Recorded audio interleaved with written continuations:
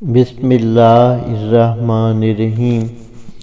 ایک حکایت ہے، جناب قبلہ و کعبہ حضرت غوث علی شاہ قلندر پانی پتی رحمۃ اللہ علیہ ارشاد فرماتے ہیں کہ مجھے ایک دفعہ پیران کلیر میں سال بھر رہنے کا اتفاق ہوا۔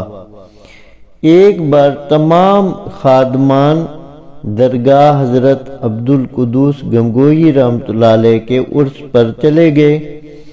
وہاں سوائے ہمارے اور کافر شاہ مجذوب کے اور کوئی نہ تھا۔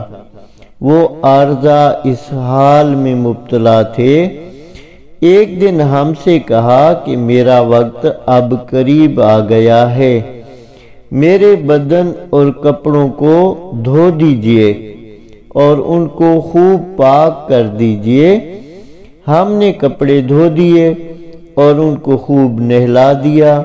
نماز مغرب کے بعد چادر تان کر لیٹ گئے اور السلام علیکم کہہ کر جاں بحق تسلیم ہوئے۔ اس زمانے میں مزار کے آس پاس جنگل تھا۔ ہم ان کی لاش کی نگہبانی کرتے رہے۔ جب آدھی رات گزری تو خیال آیا کہ اگر لاش کو تنہا چھوڑتے ہیں تو خوف ہے کہ کوئی جانور نہ کھا جائے۔ اگر نہیں جاتے تو نماز تہجد قضا ہوتی جاتی ہے۔ ہم اسی فکر میں تھے کہ وہ مجذوب الا اللہ کہہ کر اٹھ بیٹھے۔ ہم نے لاحول پڑھی اور اپنا ڈنڈا سنبھالا کہ شاید کوئی بھوت لاش کے اندر سرایت کر گیا ہے۔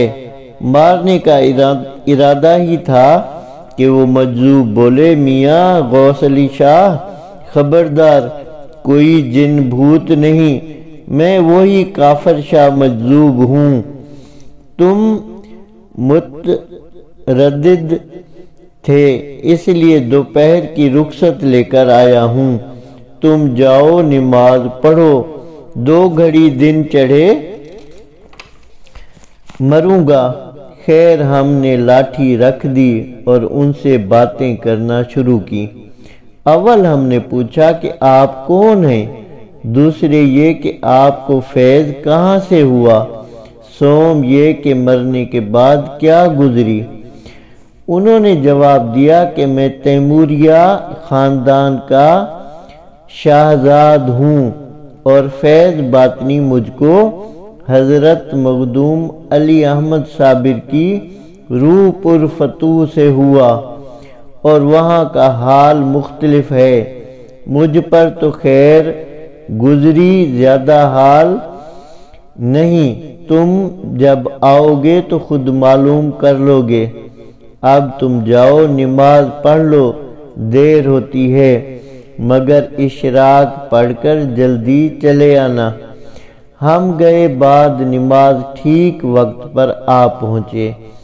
بولے، لو اب ہم جاتے ہیں، تم کفن دفن کا کچھ فکر نہ کرنا۔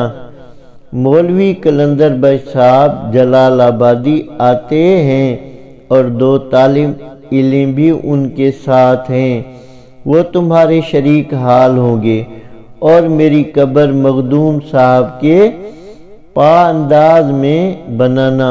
پھر بولے کہ اب انگوٹھوں میں سے جان نکل گئی، اب ٹخنوں میں آئی، اب کمر میں، اب سینے میں، اب حلق میں۔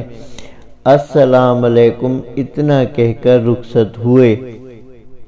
تھوڑی دیر کے بعد مولوی قلندر بخش صاحب بھی تشریف لے آئے اور بموجب وصیت ان کو دفن کر دیا۔ پھر ہم نے تمام ماجرا مولوی صاحب سے بیان کیا۔ بہت دیر تک متحیر رہے اور کہنے لگے کہ یہ فقیر اپنے فن کا پورا تھا، کیوں نہ ہو؟ مولانا روم فرماتے ہیں، بہتر از 100 سالہ تات بیریا، پاس بانی آستان اولیاء، 100 سال کی بے ریا عبادت سے اولیاء اللہ کی دربانی اچھی ہے۔ اب اس حضرت مولانا روم رحمۃ اللہ علیہ کے اس شعر سے یہ ہمیں سبق ملتا ہے کہ فرماتے ہیں کہ 100 سال بے ریا عبادت، وہ عبادت جس میں ریاکاری شامل نہ ہو، کہتے ہیں کہ ولی اللہ کے در کی نوکری دربانی اس سے وہ زیادہ بہتر ہے، 100 سال عبادت کرنے سے زیادہ بہتر ہے۔ اور پھر دوسری بات یہ کہ وہ جو مجذوب تھے فوت ہو چکے تھے، لیکن جب ان کی نماز کا مسئلہ ہوا تو انہوں نے کہا کہ اللہ تعالیٰ کی بارگاہ سے اجازت لے کے آیا ہوں تاکہ آپ اپنی نماز پڑھ لیں، تو میں کچھ وقت کے بعد پھر مر جاؤں گا۔ تو پھر انہوں نے ایسا ہی ہوا جیسا کہ انہوں نے کہا۔ تو اس میں ایک تو اولیاء اللہ کی شان ظاہر ہوتی ہے کہ اللہ تعالیٰ اپنے پیاروں کی جو زبان ہوتی ہے اس کو کتنا مانتے ہیں، ان کی باتوں کو مانتے ہیں، اپنے دوستوں کی باتوں کو ان کی لاج رکھتے ہیں، ان کی باتوں کا بھرم رکھتے ہیں۔ تو بے شک اولیاء اللہ جو اللہ کے دوست ہیں وہ اپنے پیاروں کی لاج رکھتا ہے۔